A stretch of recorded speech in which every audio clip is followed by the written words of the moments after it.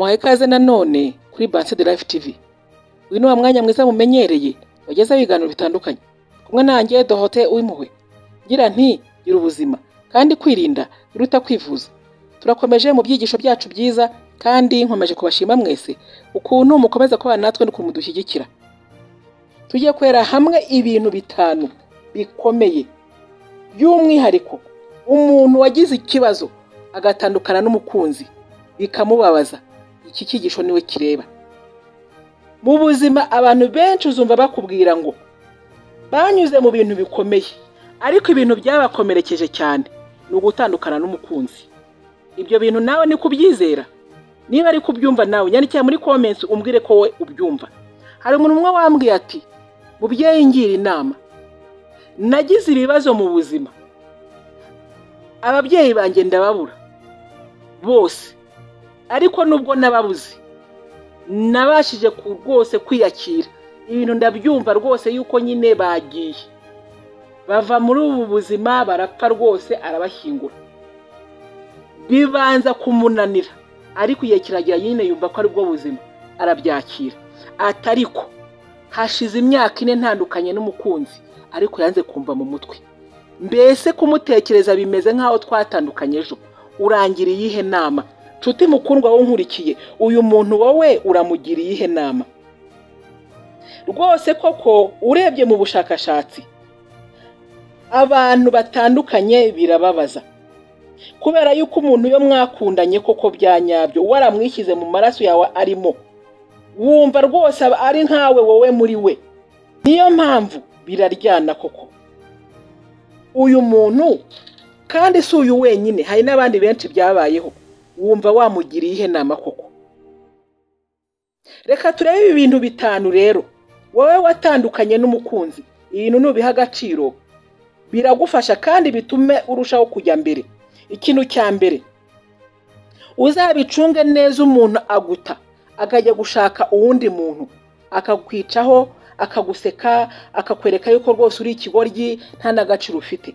Ariko buriya useka neza n'uzaseka nyuma. Umuntu uzagusiga asanze undi, uzicare hasi uvuga uti arimo aranseka, ariko ntabwo azonge nzawe nuko azaba ameze. Uwitonze atora icyabuze. Hari igihe uriya muntu akuvira mu buzima yari kuzakurushya, ukibonera umuntu mu rwose ari mahwi, akaza mu buzima bwawe akakuryohereza rwose, ugashima Imana, ukajya unibuka wa muntu rwose, bikaba mu mateka n'ubukina mutekereza. Menya rero yuko uwo muntu niba yagutaye agasanga undi, useka neza n'uzaseka nyuma. Utegereze uwawe kandi uzamubona. Kabiri, menya neza ko umuryango ufunze uha amahirwe undi ukinguka.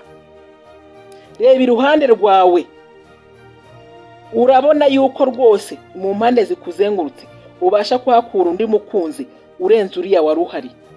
Rero funga umuryango we, ahubwo ureke umuryango w'undi muntu ufungurire azi.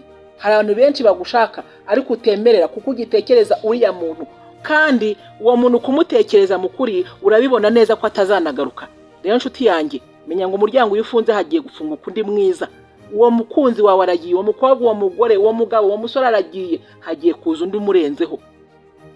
Gatatu, menya ngo ahazaza hawe heza ntabwo hashingiye ku hahise hawe. Niba uwo muntu yaragiye ari mu hahise hawe, ukomeza kumutekereza nta kintu bikungura, ahubwo tekereza ugiye kuza. Ahubwo ibaze ngo uyu muntu duhuye bizaba bimeze bite, kandi hazaza umuntu ugukwiye. Icyo kintu kizirikane. Ibyahise byarahise, uwo yagusiza kureba, nta mpamvu yo gukomeza kumutekereza. Ikindi kintu gikurikiyeho cya kane, zirikana ngo uko urushaho gushaka gutuma umuntu arushaho kuguma mu buzima bwawe, nugundira umuntu ngo ntagire ahantu ajya mu buzima bwawe, uzamutakaza n'ubundi, ahubwo mureka agende. Kubera yuko nutamureka ugakomeza umwirukankaho, azabona ko nta gaciro ufite, ahubwo bizamuha imbaraga zo kugira ngo akomeze agende. Reka agende uwo muntu wishaka kumugumana kuko nta gaciro afite mu buzima bwawe. Niba ataraguhaye agaciro nawe wimuha agaciro. Wirizwa nuko umuntu agiye, ahubwo shima Imana uvuga uti uragiye hagiye kuza undi mwiza. Ahubwo kugira ngo ukurure uwo mwiza tangire witekerezeho, utekereze uwo muntu mwiza mwahuye wakumva umerewe ute. Icyo twita loi d'attraction cyangwa law of attraction, ikintu ushaka mu buzima cyose uragikurura kikaza. Niba umukunzi yagiye, mwikuremo. Kumwikuramo no gutangira gutekereza undi, ukamushyira muri visualization yawe, ukamutekereza. Niba ari umukobwa ukuntu azabasa, ukuntu yabaseka, muri kumwe mu nzira mugendana, ukuntu wakumva umerewe. Nibyo uba ugomba gutekereza. Uwo mugabo, uwo musore mwahura mugahuza, ukuntu yaba ameze, ukuntu wakumva uryohe, ukuntu wakumva umerewe, ibyo uba ugomba gutekereza. Uwo wagiye mureke mufate nk'ibishishwa by'ingurube. Icyanyuma rero, menya ko abantu bose baza mu buzima nta muntu kamara urimo. Hari abantu benshi baza baje kukuriza, hari abaza baje kugusetsa, hari abaje baje kugufasha, hari n'abandi baza baje kugucungira umutekano. Rero igihe kiragera bakagenda. Buri muntu wese uje mu buzima bwawe afite igihe agomba kuhagerera. Menya ngo nta muntu uzagera ubuzima bwawe ngo mubane iteka karamata. Igihe kiragera bikagera ku iherezo, ariko hari undi uzaza muzabana karamata. Ibaze ko ibyo ngibyo ushaka byuzaza ari byo ugomba gutekereza. Biha agaciro. Buri wese aza ku mpamvu, utaguha ibyishimo aguha isomo. Rero niba uwo muntu ataguhaye ibyishimo akaba yaragiye, wirira. Ahubwo tangira uvuga uti hagiye kuza nde? Hazaza noneho umusore umeze ute? Hazaza umugabo umeze ute? Hazaza umugore umeze ute? Hazaza umukobwa umeze ute? Kandi ubyiyumvishe ko hazaza urenze uriya mwari muri kumwe. Icyo cyo ni ihame ridakuka. Nubiha umwanya ukabiha agaciro, ntutoragura icyo ubonye ngo nuko we yagiye. Uzicare hasi, utuze, ukurure uwawe wanyawe, mwahuza, mwaseka, mwakina, mwaryoherwa, mugatemberana ukumva uri fieri. Wari uzi neza ko hari n'umuntu ubana n'undi mu nzira bagendana akashaka kwica adashaka abantu bamubona.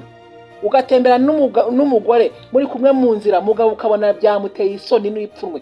Uri kumwe n'umugabo mu nzira ntabwo uri fieri ye, urumva rwose ufite isoni zo kugendana nawe, ariko uriya muntu aragiye. Hazaza undi rwose uzagufata ikiganza, uzagufata ukuboko mukagendana, agufata ku rutugu, agufata mu mayunguyungu rwose ukaryoherwa. Kandi uriya wenda ntibyanabagaho, nuko wamwishyizemo gusa, wamukundiye isura ye, wamukundiye ibintu biri aho ngaho. Hazaza urenze, ubimenye. Nshuti zanjye rero, kwirinda biruta kwivuza. Uramenye umuntu wese uje mu buzima bwawe aza ku mpamvu. Ntibikubabaze rero ngo uriya yagiye, ntibikubabaze ngo yagiye. Ahubwo ishime ko yagiye, atanze umwanya w'umwiza wawe. Uwawe ntahajya, yagiye batari uwawe, ahubwo abatanze inzira kugira ngo uwawe abone aho anyuramo, umuhobere n'amaboko yombi. Rero nshuti zanjye, kwirinda biruta kwivuza. Ese hari ikindi kintu ushobora kuba wambwira mu byo ntavuze? Nyakira muri comments. Niyo mushya kwica no kora like, subscribe cyangwa abone, kandi ukomeze gusangiza ibi byigisho inshuti n'abavandimwe. Igiciro kubana namwe, mwana ya Dorothée w'impuhwe, nawe ubutaha muri video ikurikira. Bye bye.